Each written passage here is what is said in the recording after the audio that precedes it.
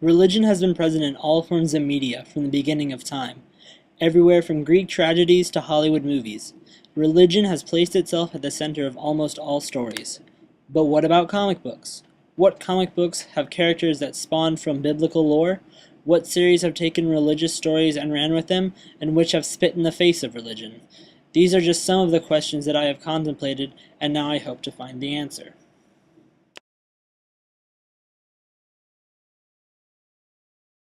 Characters like Superman, who you just got the Boy Scout, the absolute positive good guy hero that everybody wants to consider themselves, and then you have the Batman character that's gone through tribulations and problems, and he's dealing with his dark side, so to speak.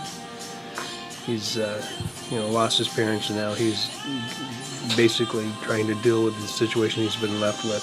So his idea is to go out and fight the evil to somehow help cleanse his soul for all the loss in his life. When Batman and Spider-Man wake up in the morning, they are Bruce Wayne and Peter Parker. They put on the costumes and become their super alter egos.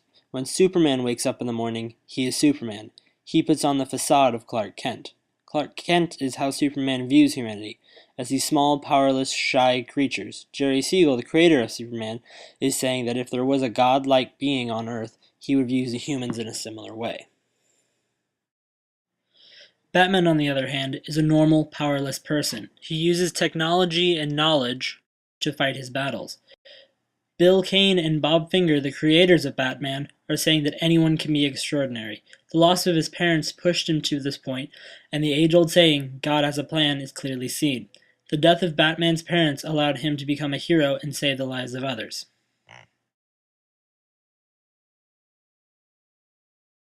A warrior nun, from a whole group of nuns that would go out and kick butt and take names. There was a character named, they called him the Preacher. It's probably one of the most offensive comics you could read, but he was a preacher that goes out and kicks butt.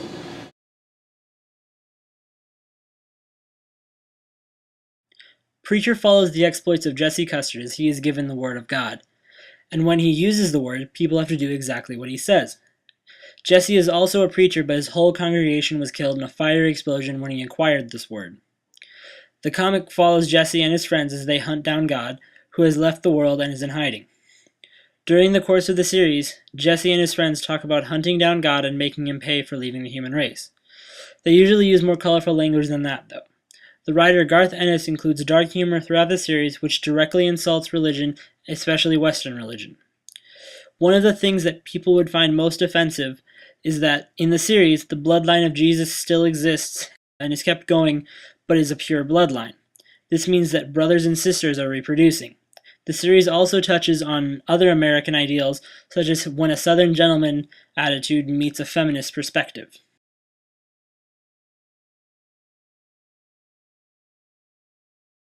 Sandman follows the life of Morpheus, the Lord of Dreams, and his families whose names include Death, Desire, Destruction, Despair, Delirium formerly Delight, and Destiny. The idea behind this series is giving these concepts physical form and personalities. Several of these characters are based on religious figures in Jewish tradition, such as the character of Death is taken from the description of the Angel of Death in the Kabbalah. Sandman also draws from other traditions, such as Norse mythology, with the characters of Thor and Loki.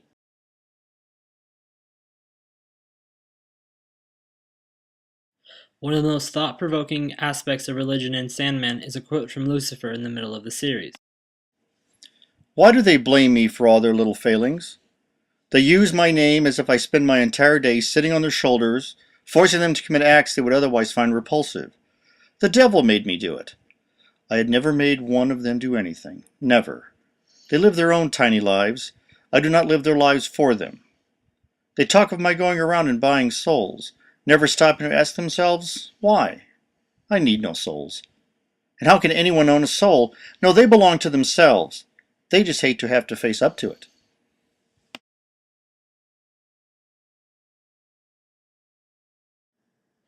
The Sandman series is heavily influenced by religion, and it's clear when you see characters such as Cain and Abel, Lucifer, and the trio of Adam and Eve and Lilith. Sandman has set up a base for comics to explore issues that are more important to older readers and allow writers to break away from the traditions of superhero stories.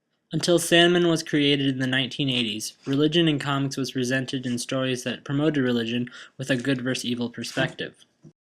Most comics that were directly related to religion were sponsored by religious societies, and many writers in the industry thought that this was Christian propaganda. Sandman helped draw a following for other comics such as Hellblazer, Preacher, and Lucifer, which all drew content from Christian mythology. These comics may have drew from religion, but by no means were appropriate for church. They were often violent and sexual in nature, with focusing on suffering of characters, but with an undertone of hope.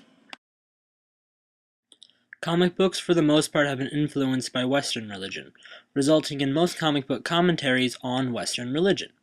Comics started out as a tool to further religion, but have recently become a tool to point out its flaws. Comics have in recent years presented thought-provoking and intelligent ideas towards religion and opened the proverbial floodgates when it comes to the discussion of religion.